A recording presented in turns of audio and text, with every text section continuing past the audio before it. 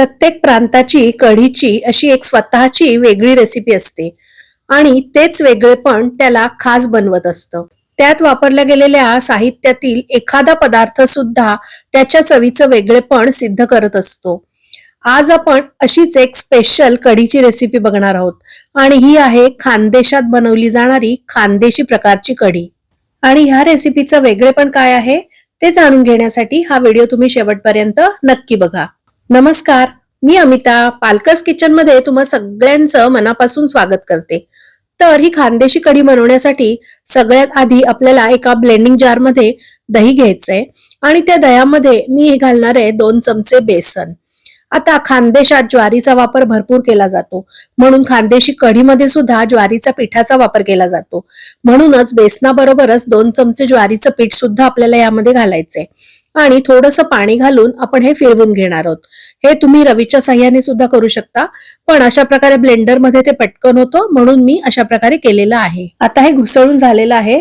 आता आपल्याला कढीसाठी फोडणी करायची. फोडणीसाठी एका कढईमध्ये मी 2 चमचे तूप घेणार आहे आणि तूप गरम झाल्यानंतर आपल्याला त्यामध्ये घालायची आहे मोहरी. मोहरी तडतडली की आपण त्यामध्ये घालणार आहोत जिरं. जिऱ्यानंतर आपल्याला घालायचं आहे इथे हिंग आणि हिंग घालून झाल्यानंतर आता थोडेसे छोटेसे 2 दालचिनीचे तुकडे आणि 4-5 लवंगा मी त्यामध्ये घातलेत आणि त्यानंतर इथे घालायचे आपल्याला दगडफूल. हे आहे दगडफूल जे गरम मसाल्यामध्ये वापरलं जातं. ते सुद्धा खानदेशात कढीमध्ये थोडंसं वापरलं जातं. त्याने कढीची चव खूप वेगळी आणि छान येते. त्यामुळे ही कढी करताना दगडफूल तुम्ही नक्की वापरा. आता मी इथे घातले आलं, लसूण आणि मिरचीची पेस्ट. ही अगदी बारीक पेस्ट नाहीये, थोडंसं अर्ध बोबडं मी ते कुटून घेतलेलं आहे आणि त्यानंतर आपल्याला घालायचे कढीपत्ता. हे सगळं आपण छानपैकी ढवळून घेऊया, कारण कुठलाही पदार्थ करताना त्याची फोडणी व्यवस्थित बसणं फार महत्वाचं असतं. आता हे ढवळून झाल्यानंतर आपण जे ताकाचं मिश्रण केलं होतं ते आपल्याला त्यामध्ये घालायचंय. मी इथे दही घुसळून त्याचं ताक केलं होतं, पण तुम्ही तुमच्याकडे ताक अवेलेबल असेल तर ताकातच बेसन आणि ज्वारीचं पीठ मिक्स करून घातलं तरी सुद्धा चालू शकतं. आता आपल्याला हे ढवळून घ्यायचंय. बेसन आणि ज्वारीचं पीठ जसजसं शिजेल तसतसं ही कढी घट्ट होईल, म्हणून आपल्याला थोडंसं पाणी सुद्धा त्यामध्ये अजून घालावं लागणार आहे आणि म्हणूनच त्याला उकळी यायच्या आधीच मी त्यामध्ये आवश्यक तेवढं पाणी ऍड केलेलं आहे.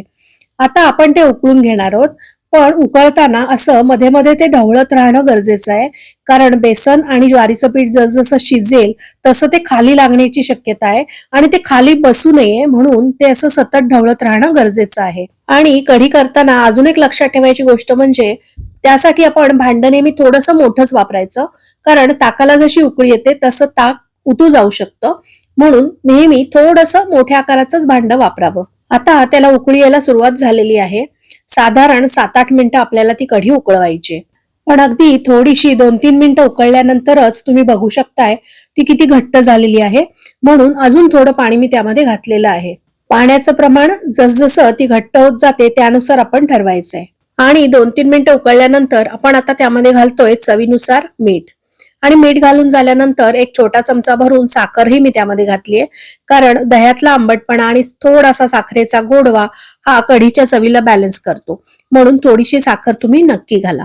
आणि मीठ आणि साखर ढवळून झाल्यानंतर सगळ्यात शेवटी आपण त्यामध्ये घालणार आहोत बारीक चिरलेली कोथिंबीर आणि कोथिंबीर घालून झाल्यानंतर आता ही कढी खाण्यासाठी तयार आहे. ही कढी तुम्ही भाताबरोबर तर नक्कीच खाऊ शकता, पण खानदेशी फुनक्यांसोबत ही कढी अफलातून लागते. या व्हिडिओमध्ये आपण खानदेशी कढी कशी करायची ते बघितलंय आणि ह्याच्या पुढच्याच व्हिडिओमध्ये आपण खानदेशी फुनके कसे करायचे ते बघणार आहोत. त्यामुळे या चॅनलला जर तुम्ही अजून सबस्क्राईब केलं नसेल तर हा व्हिडिओ बघितल्यानंतर नक्की करा. आपण पुन्हा एकदा भेटूया खानदेशी फुनके कसे करायचे ते बघण्यासाठी. तोपर्यंत बाय बाय.